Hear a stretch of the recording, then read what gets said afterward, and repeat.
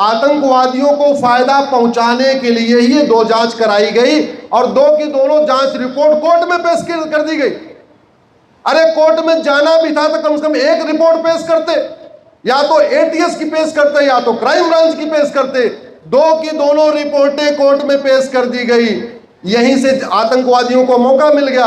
बोले साहब देखो, महाराष्ट्र सरकार की एक एजेंसी कह रही है सिमी ने किया है, दूसरी एजेंसी कह रही है इंडियन मुजाहिदीन ने किया है, एक एजेंसी कह रही है गोवंडी में बम मिला, दूसरी कह रही है सिवरी में बम मिला, और नतीजा क्या रहा? सबूत के अभाव में बरी हो गए।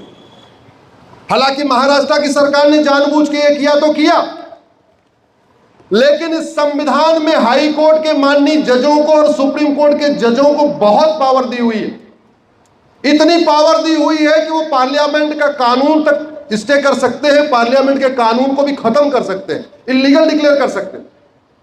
अगर हाई कोर्ट के माननीय जज साहब को ऐसा लग रहा था कि कुछ गड़बड़ है, पहली बात तो विश्वास करना चाहिए था।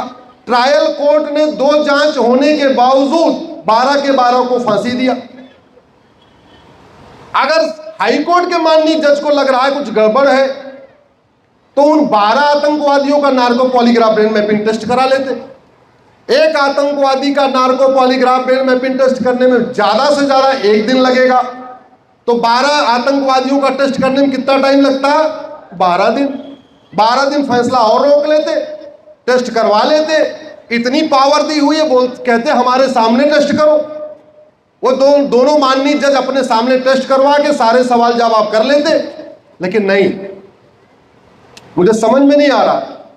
चंद्रमा पे पहुंच गए, मंगल पे पहुंच गए, अग्नियान बना लिया, ब्रह्मोस बना लिया, परमाणु बम बना लिया। दुनिया के कई देशों ने झूठ पकड़ने के लिए narco polygraph brain mapping test करना शुरू कर दिया। हम क्यों नहीं करवा रहे?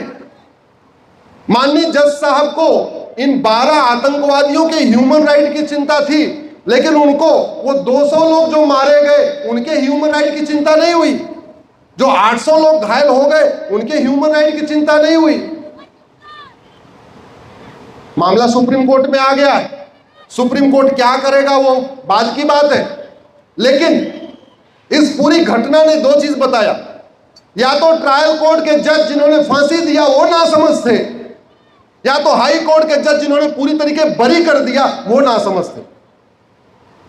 जो भी है, चर्चा होनी चाहिए। इसलिए मैं आप लोगों से कह रहा हूं, समाधान क्या है? अपने सांसद विधायक को पकड़िए और उनको बोलिए ये 1861 वाला पुलिस एक्ट